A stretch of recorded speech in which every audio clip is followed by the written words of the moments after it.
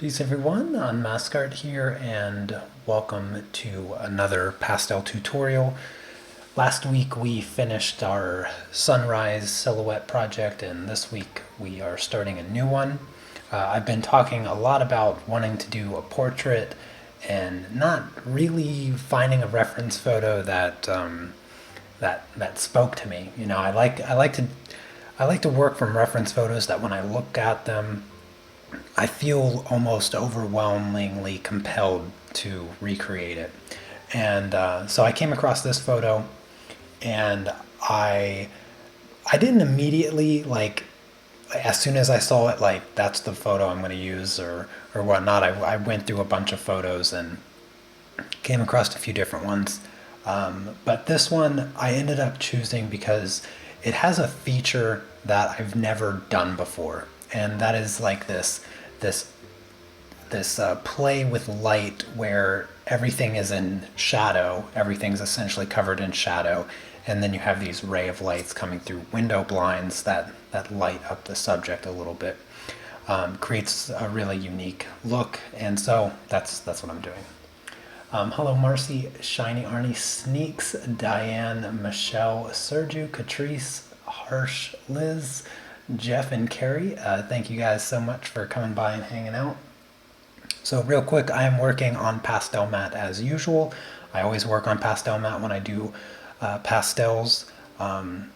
This is the 30 by 40 size sheet of pastel matte, so the largest pieces that I work with. And then I have just regular masking tape on the border, and then I have my main subject covered with Frisket masking film. And so that's what I'm going to be using. I used this in the last project as well, and today's goal is to just put the background in. So I'm going to get started with that right now. So I'm going to use a few shades of gray to start things off, just this medium cool gray, and I'm going to work around all of these little shadow pieces, or these highlights where the light is coming through the blinds. And of course, if you guys have any questions for me, I'm more than happy to take on your questions. So I'm just going to start off by coloring in around those highlights with this cool gray color. And then I'll spend a considerable amount of time applying layers to the background, covering it completely. And before I get the question, you know, when I cover the background with what seems like just a single color or whatever, I often get asked, why don't I use a colored piece of pastel matte? And the answer is rather quite simple, and it's because I don't buy colored pieces of pastel matte. I just work on white pieces, and if my intention is to completely cover the pastel matte anyway, then I don't see much purpose in having a special color of the pastel matte. So that's the reason I'm still just using white as opposed to, I don't know, a light gray or something along those lines. Hey Chrissy, what's up? Good to see you. I'm glad it's not too late for you. And Steve, Linda, Peter, Barbara, John, Charcoal and Light, thank you guys so much for coming by and hanging out.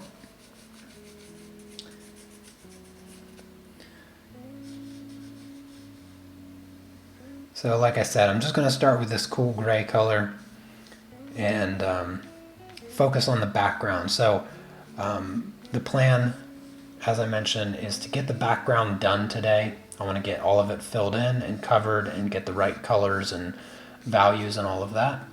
And then I'll peel off the masking film. So that will be the last thing that I do today, is peel off the masking film. And I will do the rest of the project using Carbothello pastel pencils. Excuse me.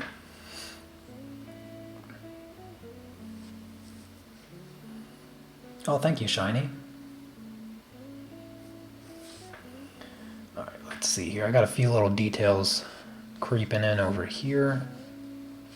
So I'm just outlining them for now, and then I'm going to use this same color to just kind of start applying the base layer to everything around these highlights.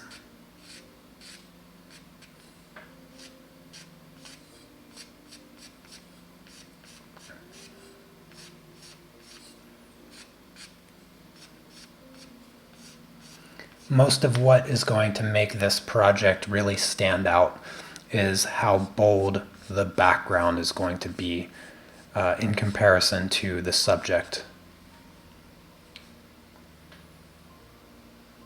Made it to the beginning? Good, I'm glad.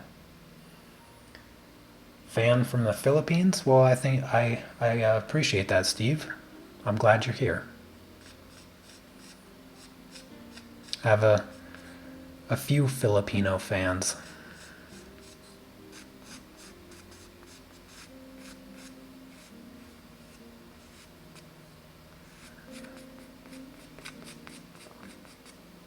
All right, now that that's all blocked in, I'm just going to use this same color to start covering the background completely. And this is going to be my base layer. Now this color is a little bit too blue and it's a little bit too dark for what I want. So I'm going to use a few colors in combination with this to get the right tone that I'm going for in the background. This one's just a tiny bit too blue for me. I need to just tone it down and then also brighten it up a little bit because it's just a tiny bit too dark. I'm looking more for like a subtle neutral gray with just hints of blue. That's kind of what I'm going for, but I don't quite have that color in this set of pastels, so got to do a little bit of mixing here.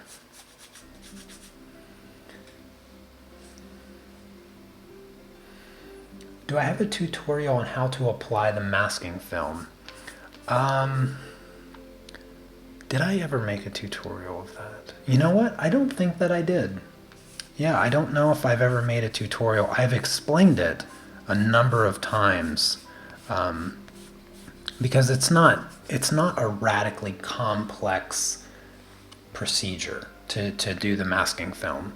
So I'll explain it to you since you're asking about it.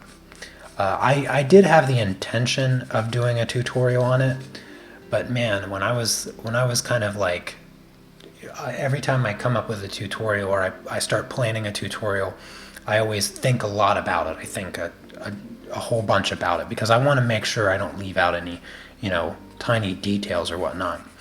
And in the process of thinking about doing a masking film tutorial, I was like, man, that the procedure is so easy. It'd be like a 15-second tutorial.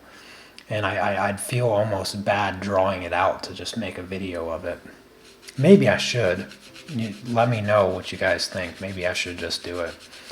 But the procedure, as I said, is quite easy. So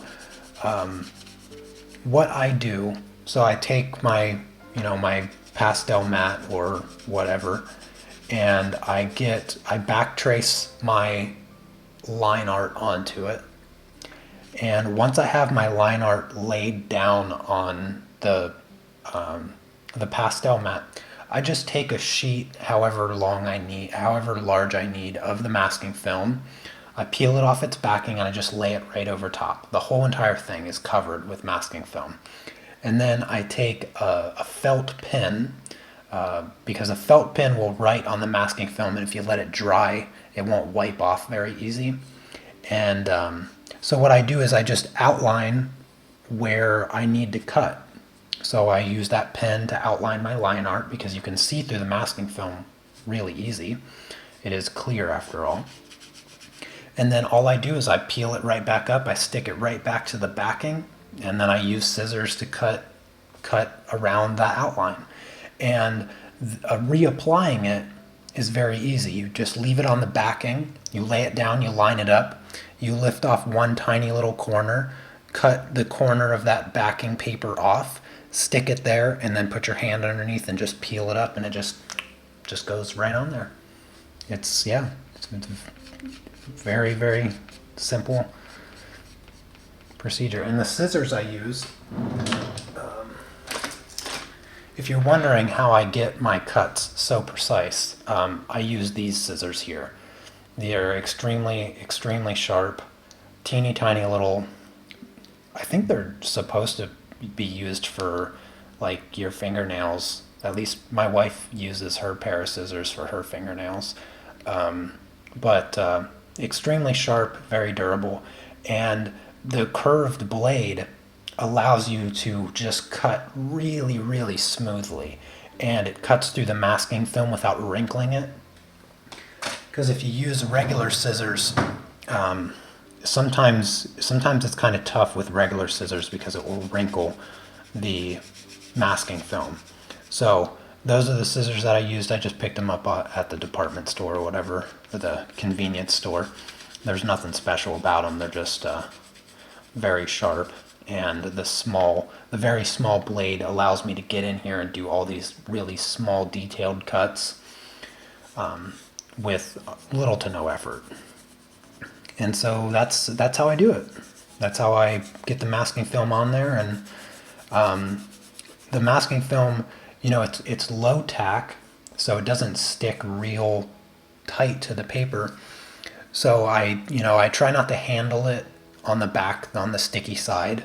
I do that as little as possible. And you can, if you don't get it placed perfectly, just peel it right back up and try it again. Yeah. Oh yeah, the masking film is such a time saver. I mean, not only is the masking film like a huge time saver, but you just being able to just work on the background and not have to worry about your main subject at all is just fantastic. I don't have to care anything about like, getting this gray on her face or her shirt or anywhere on her skin or anything like that. It's just a huge advantage. And I think that Chrissy and I are the only two pastel artists that do this. And of course Chrissy does it because I showed it to her. And it's just, it's such, for me it's so intuitive because I like using tape and I like masking off my main subjects and all of that. Because I'm all about making my life easier, and masking film makes your life just 1,000 times easier when it comes to pastels, because you get just nice clean lines and you can just throw all kinds of colors at the background and not have to worry about anything. It's just perfect.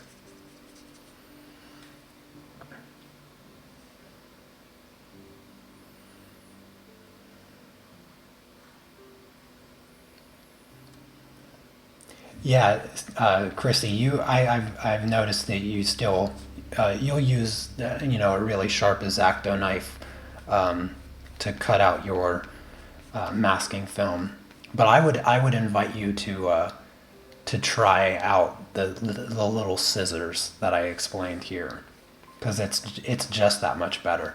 Because I know, like, sometimes it can be a little finicky when you're cutting out the design or the subject with the knife, because when I first started doing masking film, that's exactly how I did it. But yeah, using the scissors is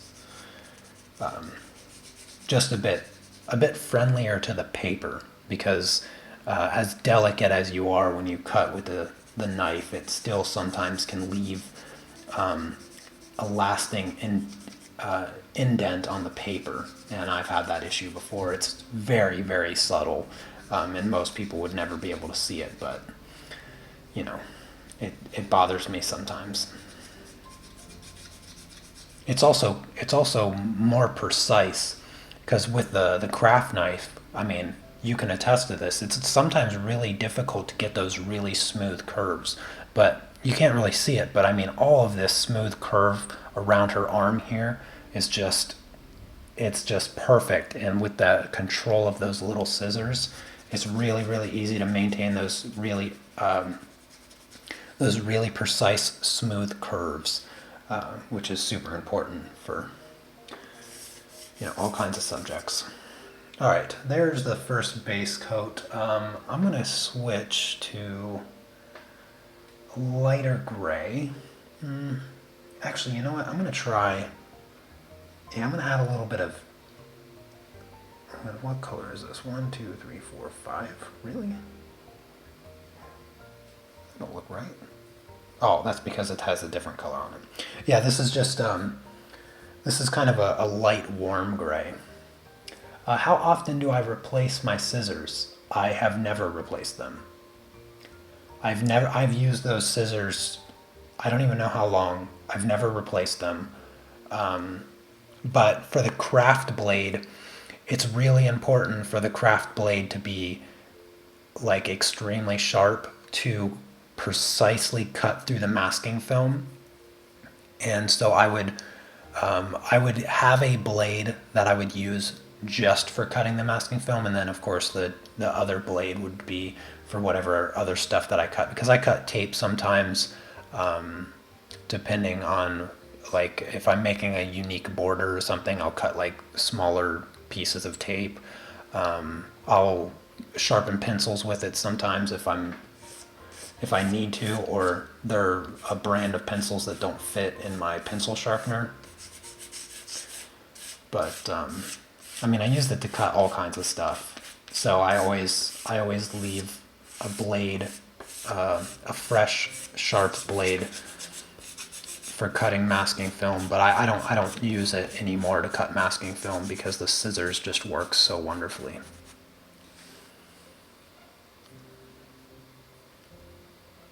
Haven't got that kind of scissors yet. I suppose nail clippers won't do. No, I don't think nail clippers would work. But I guarantee you, Sergio, you can find these scissors in any little convenience store that would also sell, fingernail clippers, because that's where I got them. I got them right next to the fingernail clippers. So there's nothing special about these scissors in any regard whatsoever, I can assure you. Oh, hey there, Sandri. I didn't see you. I didn't see you come in. Good to see you.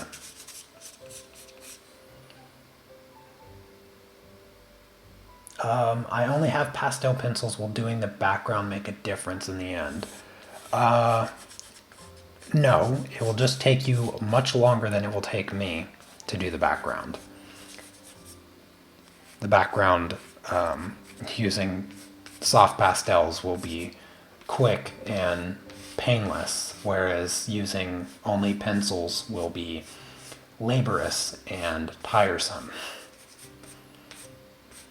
Yeah, covering up that much space, you'll still be able to get the consistency, but you'll have to put in a lot more effort in order to get that consistency.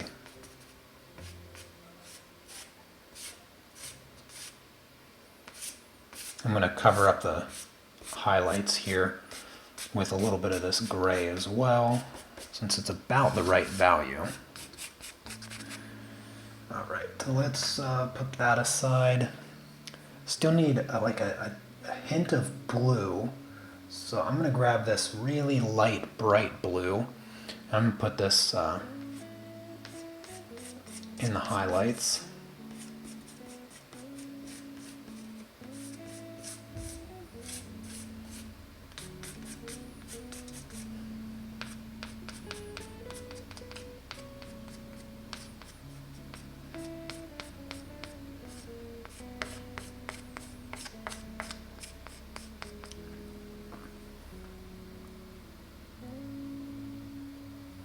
Yes, I understand. It's not, there's no such thing as a convenience store in current times. Yeah, I agree.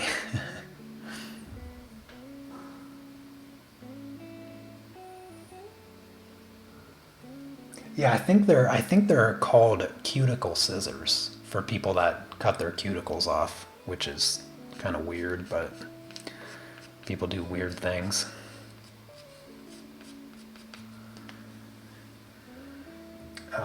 Let's see here. All right, I need to tone down the blue and the gray a little bit more, but I also need it to be dark. So let's see here. That's the 6th. Yeah. So this is a neutral gray here that I'm gonna use on the background.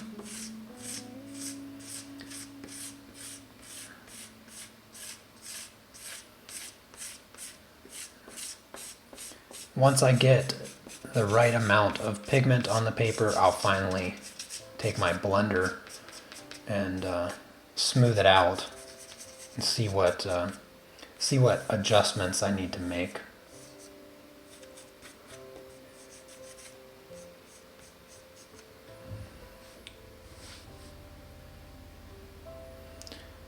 Oh, you didn't miss too much. Just a little bit of filling in the background and some discussion on masking film. But welcome, welcome.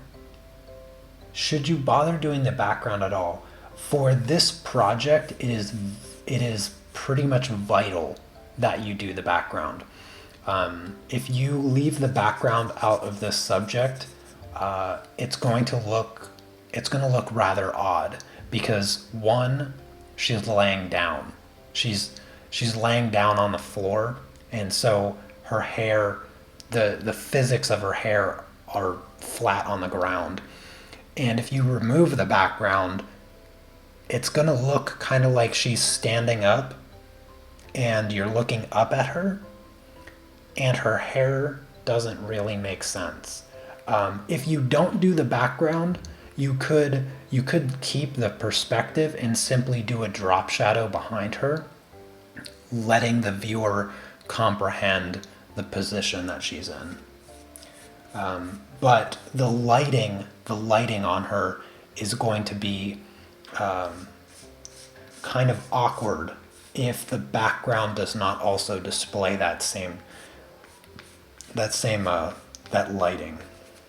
Because the ground here, the floor has the window blinds, the light from the window blinds coming in, and then of course they're draping over her as well. And so the background gives the whole picture a lot of, what's the word I'm looking for? Context. Yeah, the background gives the subject a lot of context here. So I chose this particularly because I wanted to do a portrait that had a background. And I really liked this lighting in this particular photo that I'm using for this project. And so, yeah, the background I feel is quite important to give the whole picture context.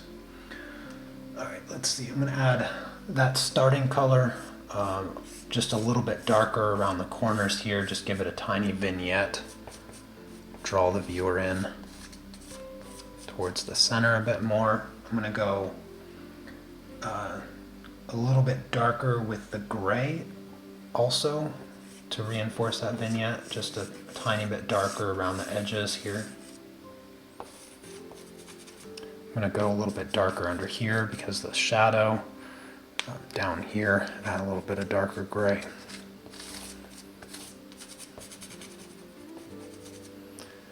And over here, underneath her hair, some of the drop shadow. Everything's very soft, which is actually what I imagine is the photographer is using either a secondary diffused light or I don't know, a reflector in order to boost the light that's in the shadows. But the light is very soft. They might have even used artificial light with just something in front of it to create the pattern on her, because the light is not sharp enough for me to be convinced that this is a natural sunlight coming through a window. I think it's more likely that it's artificial light in a studio with something sitting in front of the light. And the reason I say that is because the edges of the light are soft, and artificial light has soft edges. Unless it's high powered like a spotlight or something.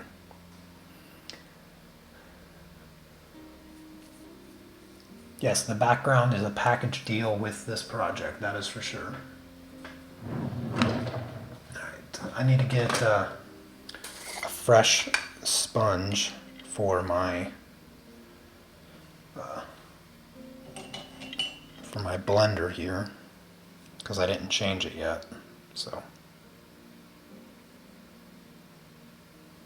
make sure it's clean. Yeah.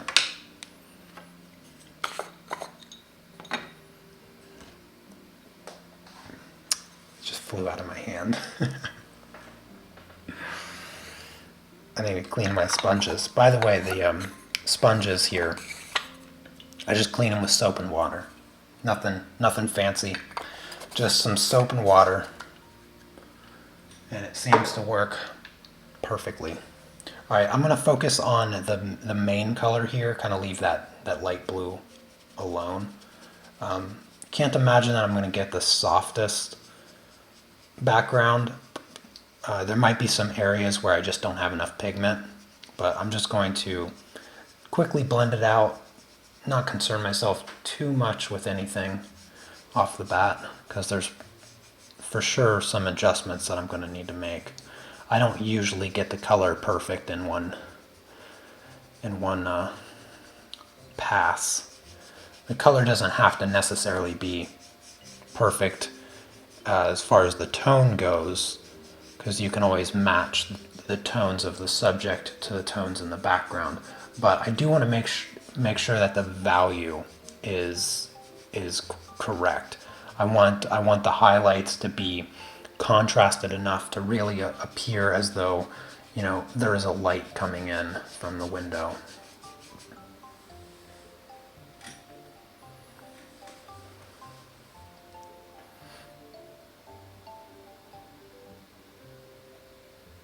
No, these are not Rembrandt pastels. They are Schminke pastels. The soft pastels. So I've used a number of soft pastel brands over the years, and there's not a giant difference. There's oftentimes not even a noticeable difference between the brands.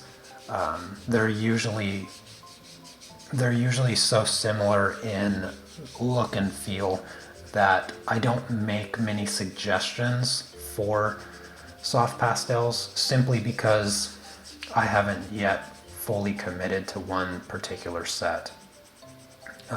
Ideally, and eventually, I intend on using only Jackson's handmade pastels, as I have the whole set of those, and I'm hoping to, once the world economy kind of gets back to normal, Jackson's will be able to sponsor me again, and I'll just use their pastels. But yeah, I don't. They just sit over there in the box right now. And the Schminke pastels I have in a box that's easy to move around, so it's the only reason that I use them. I don't recommend them. They're quite pricey for how... there's a few colors in there that are absolutely unusable, so... Don't feel like that the brand of soft pastels makes a big difference, because the reality is it doesn't. There's not a lot that goes into soft pastels that the cheaper stuff can really mess up. There's honestly two ingredients to pastels, and what makes the biggest difference in quality is simply the level of quality of pigment that the company will use. So the more expensive brands of pastels are really just using more expensive pigments, which means you're going to get more vibrant colors, and you're also going to get colors that won't fade over time, so light, fast pigments. But aside from that, I wouldn't stress too heavily if you're just learning soft pastels. There's really no need.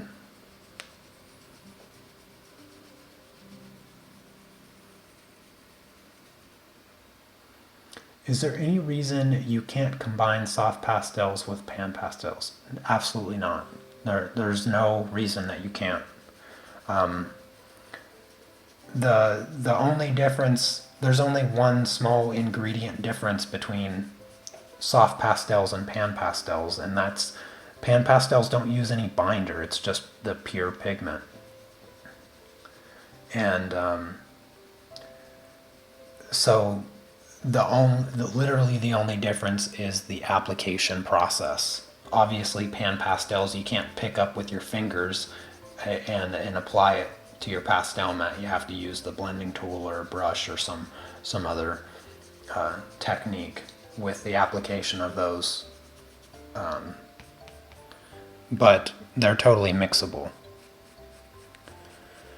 And just apply your soft pastels right over top of your pan pastels and vice versa.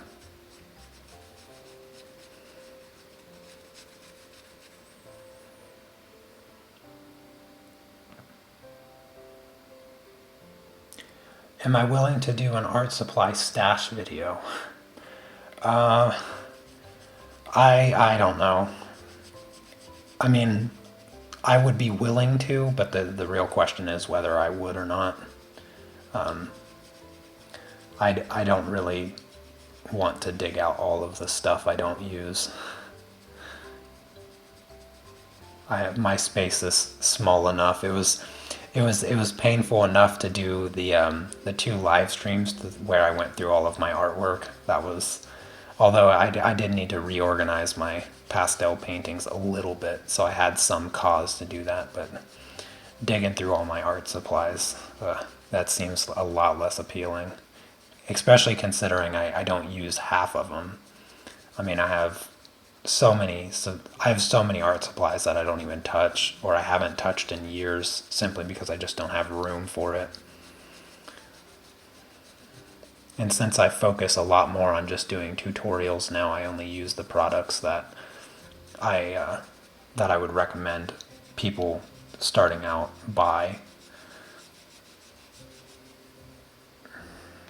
Alright, now that I have most of the background blended, I'm going to just do the highlights really quick, soften them up.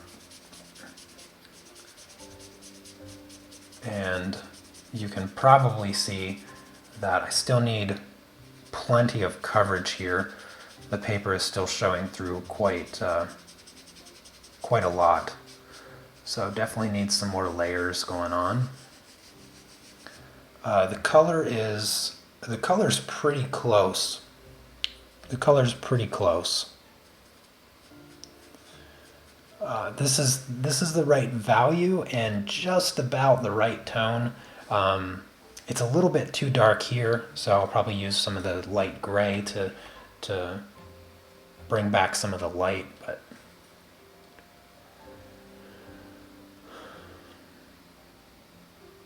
yeah, it is indeed hard working in tiny spaces.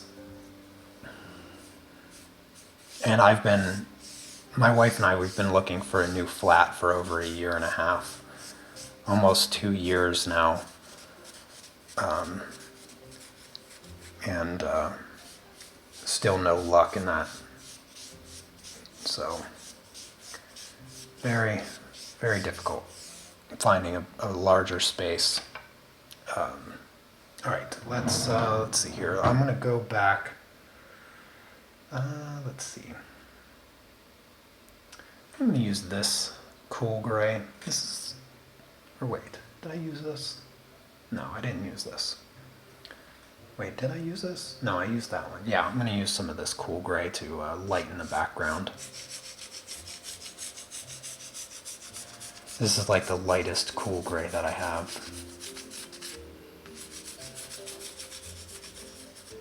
Actually, you know what?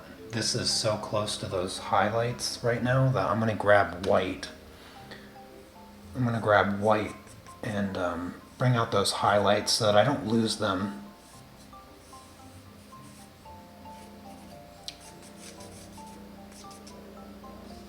I want to make sure that I get them in the right spot as best I can. It's not paramount that you get them like perfect, because there's a lot of variability that exists in them anyway, but I want to try to get them as best that I can. There. Just add a little bit of white to those highlights before going on to the other color.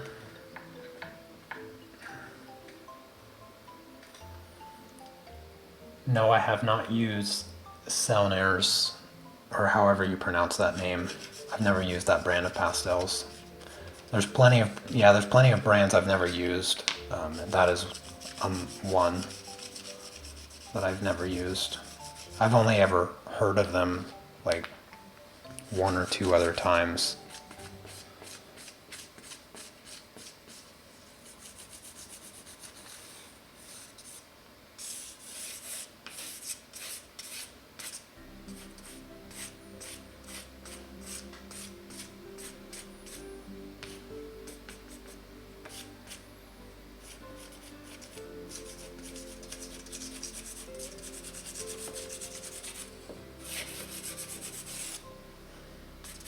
There, that should be a decent amount of pigment. Let's go back to that, the first color that I used. And just do a pass of that color over top to get those two colors to mix together really well.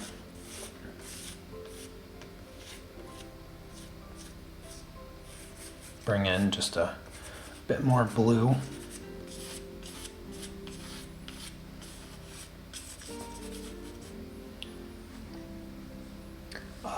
Would I like to do a giveaway? Not if it involves giving away my own art supplies.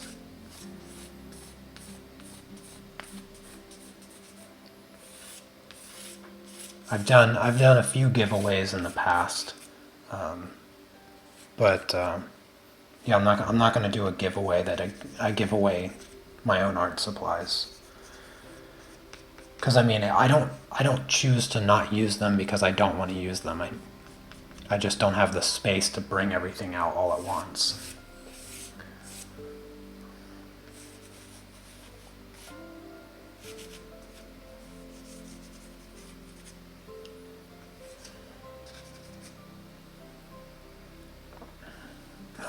All right. So a little bit of darker gray up in the corners once again for that subtle vignette. A little bit of the drop shadow behind her and her hair here.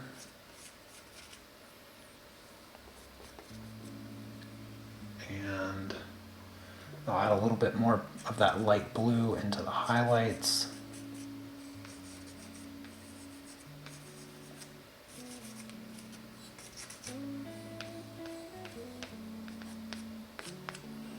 All right, and I'll just blend it out once again. What brands would I recommend to use? For soft pastels, I recommend using whatever's convenient for you to buy. Because as I explained not too long ago, the brand makes a small difference. There's not a huge difference between the brands in general because there's not a lot to mess up. If you're just learning, there's no reason to go out and spend $200-300 on a set of professional grade soft pastels because there's nothing to say that you're going to like pastels anyway. It might just not be the medium that you want to get into. And so just get whatever's, convenient for you to buy without breaking the bank. That's what I would suggest. Faber-Castell, I think, makes a good set of pastels, great for beginners, and usually they're quite available at a reasonable price. And that's what I started off using Faber-Castell. So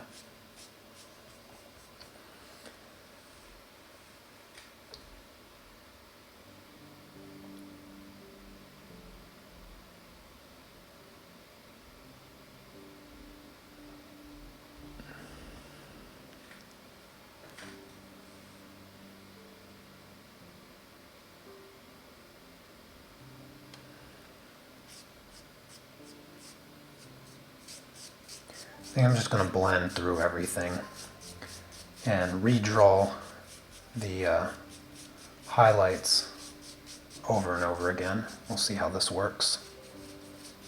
Just get everything soft, and then since I have that white in there, I can still see where those bright highlights are at. But I have a lot of excess dust right now that I have to try to get rid of.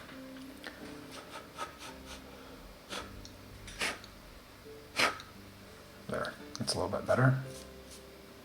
Usually the sponge brushes are really great at controlling the amount of dust, but I think I filled this one up completely right now. And it's struggling.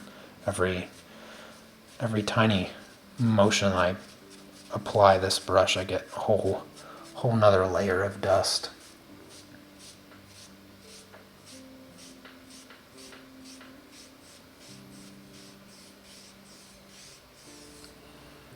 It's hard to tell if I'm creating lines or not.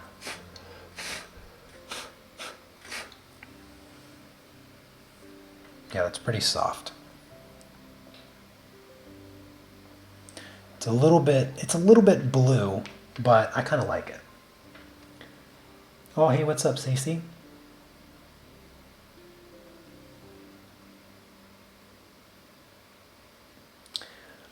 Let's see, I'm going to go with a little bit more of the dark gray in the corners.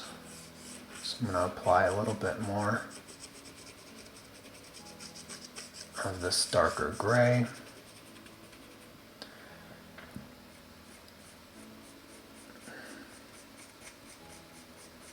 So I'm just going to make like the fine adjustments to the background now. Now that I have a good healthy base coat down. So a little bit of the dark gray in the corners. I'll blend that color out, and then I'll fine tune the sun rays or the highlights, whatever you want to call them.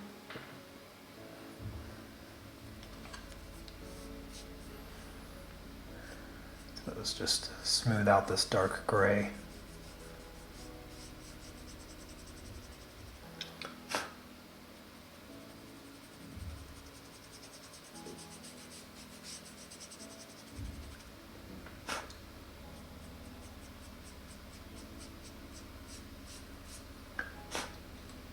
Yeah, that's better.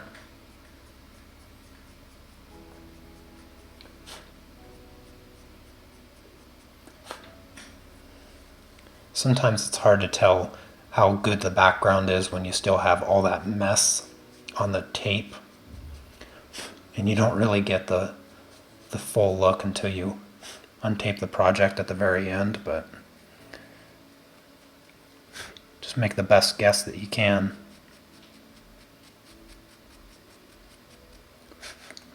I need to add a little bit underneath her hair there, and it's actually quite a bit darker. So let's see. Let's go with this gray here. This gray actually has a little bit of purple in it, which I kind of like. So I'm going to add a little bit of like this grayish ninja purple.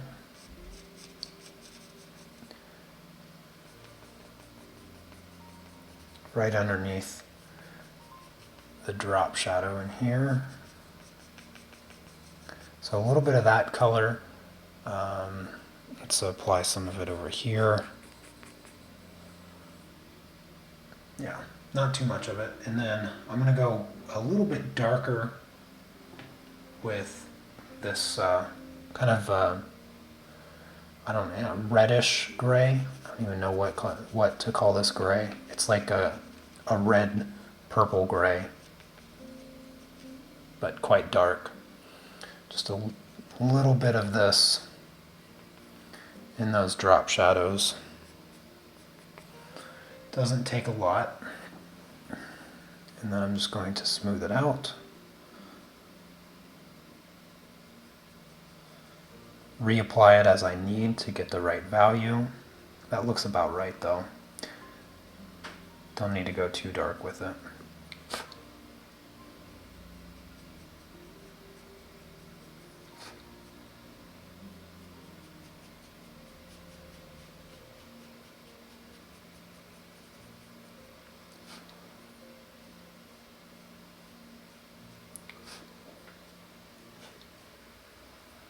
Still need to go a little darker in those areas. So I'm going to apply a little bit more of it.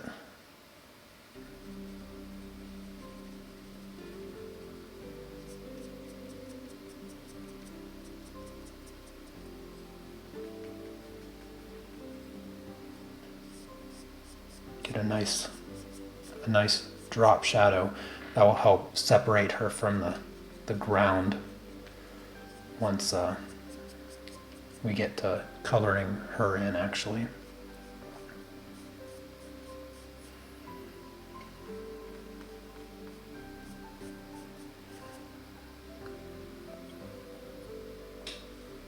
Let's go a little bit darker right there.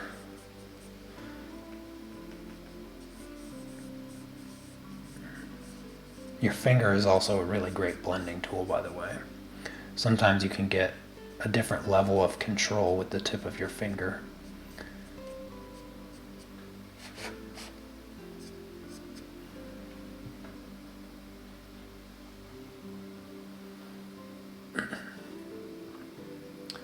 Using the kneaded eraser for the highlights, you mean?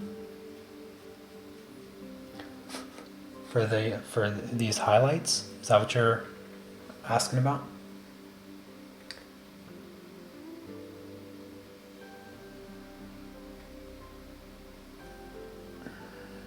All right, let's go with. I'm gonna go to that like sea foam blue color.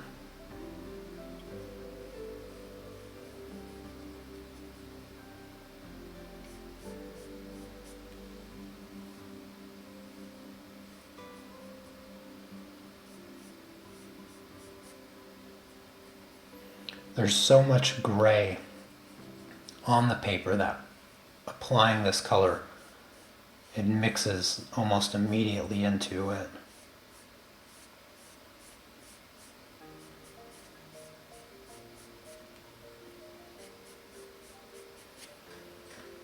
I don't want like super sharp edges or anything, but I do need like some degree of sharpness to these highlights.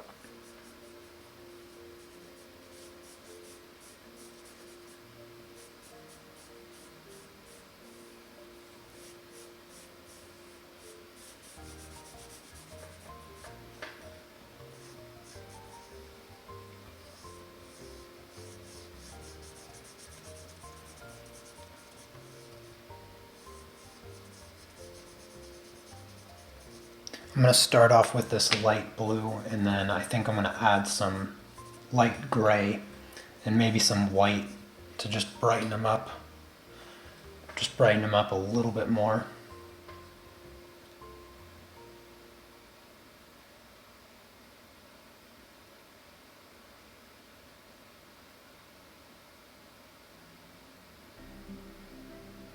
Oh, a kneaded eraser for picking up the excess pastel.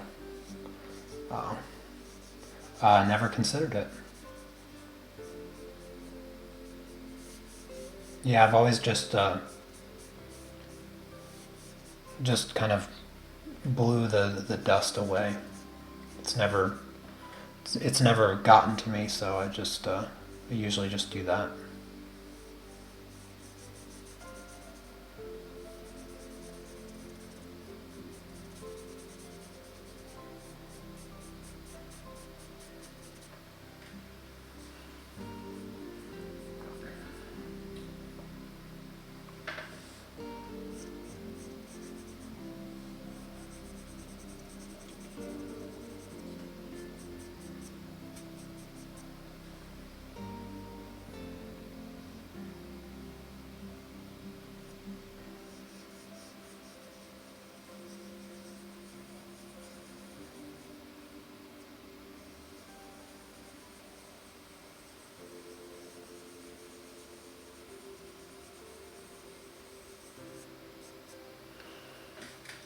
I almost feel like I need to go darker with the shadow part now.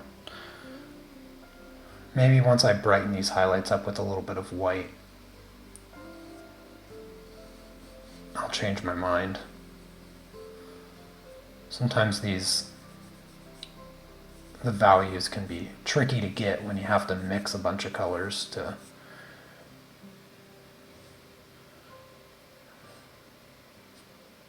this highlight here is a little bit lighter. I mean, a little bit darker than the other ones.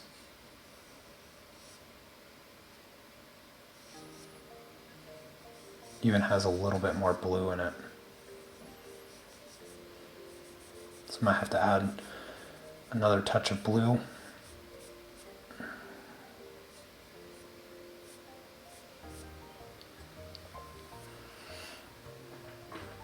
Is the portrait covered with transparent film? Yes, it is.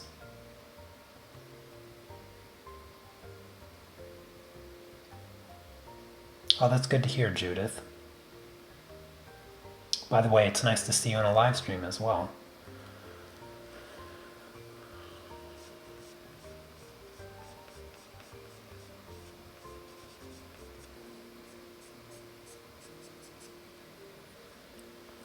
Yeah, maybe I don't need to change the background anymore. I'll just brighten up the highlights a little bit and it should be fine.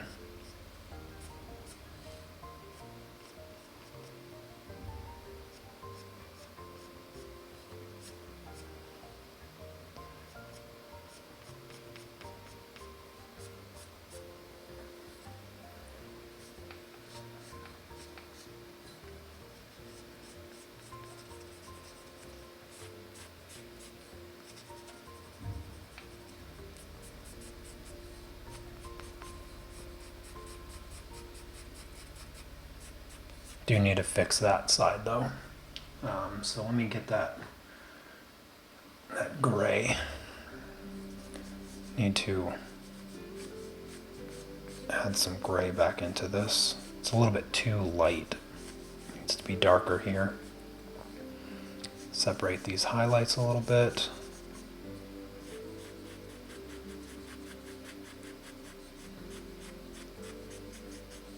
Like I said, sometimes blending with your finger, you have a different level of control. So if you're wondering why I'm not using the sponge brush, sometimes you get a different blending effect with your finger. And sometimes it outperforms the sponge brush.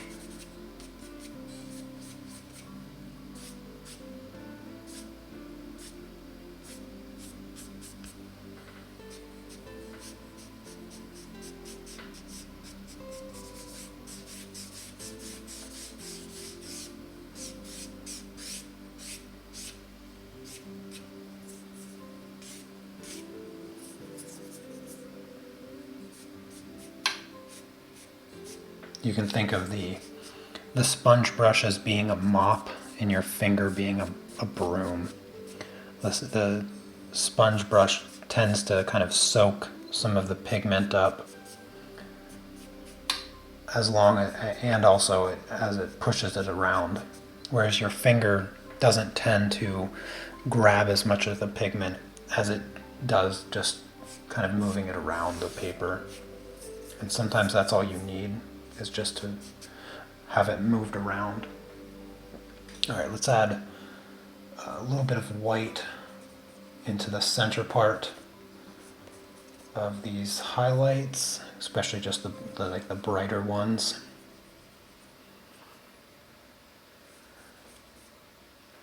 A little bit there, a little bit over here,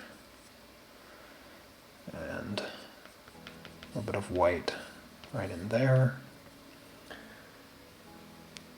And just smooth that out, kind of soften it.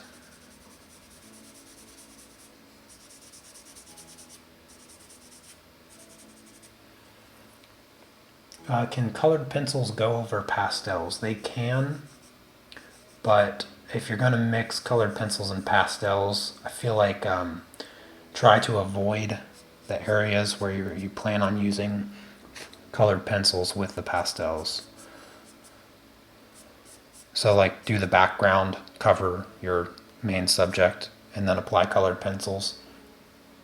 Because when you apply pastels, you know, they sink in, the really fine powder of pastels, they'll sink into the paper, which makes colored pencils a little bit harder to stick to the paper. And so what ends up happening when you want to apply colored pencils over top of the pastels is you kind of have to like scrub away the pastel before the pencil will start sticking really well.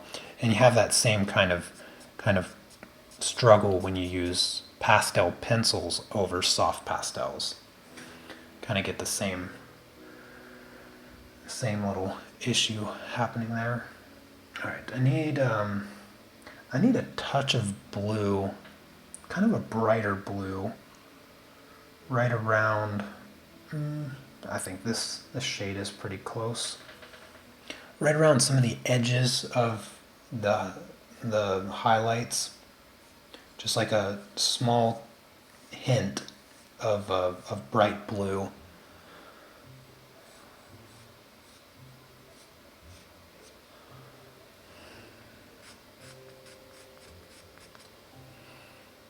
Not a whole lot.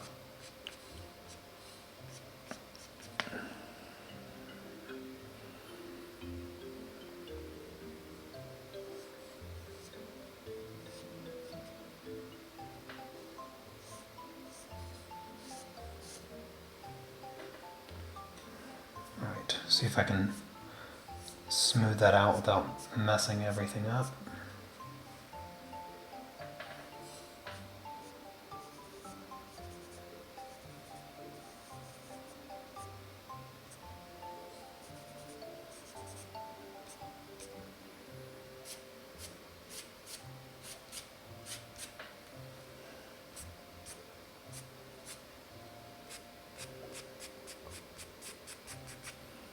There.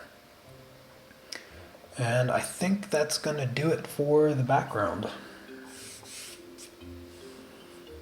You know, some of these light highlights, like, you know, you can spend a lot of time on them, getting them just right. But just remember that at the end of the day, no one's going to be focusing on this. Like, nobody's going to be looking at these light things and be like, oh, you know, that's not quite blended perfectly, or that color doesn't quite match, or everybody's going to be looking at her. All right, so the background is second place in all of this. So I would not stress out too much about it. What's most important about the background is getting the values correct. If you have that correct play of values, it's going to work out.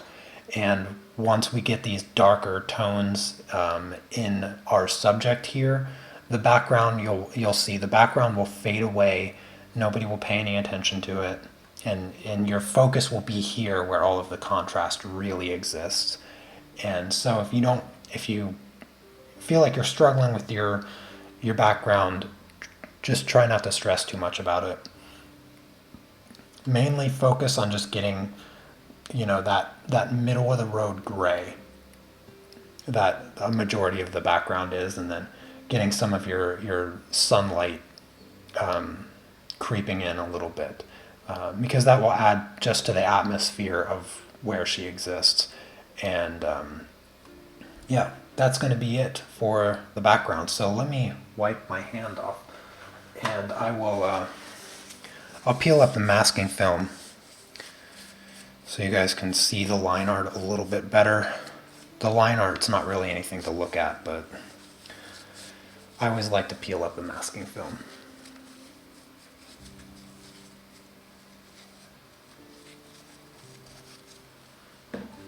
All right, let me put this, where does this go? Right there. And let me grab my knife. I'm just gonna peel this up for you. And next week, let's see, next week I think,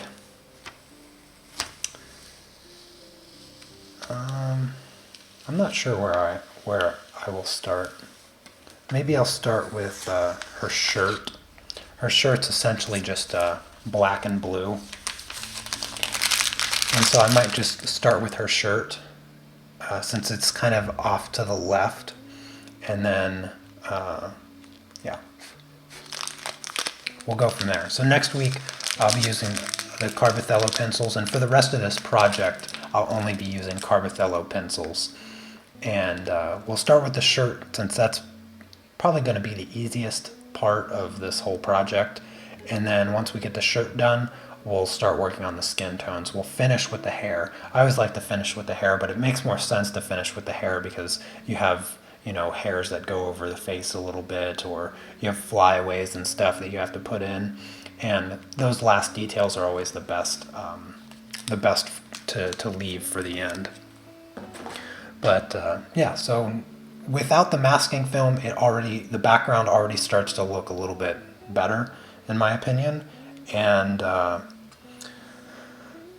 yeah, that's going to be it for today as well. I love the clean edges. Yes, clean edges are the best. So thank you guys so much for coming by, hanging out. Hopefully you learned something. Hopefully you enjoyed it. Thursday we'll continue on our colored pencil ice cream project, and yeah, that's going to be it for now. So stay safe, stay healthy, and I'll see you next time. Take care. Peace.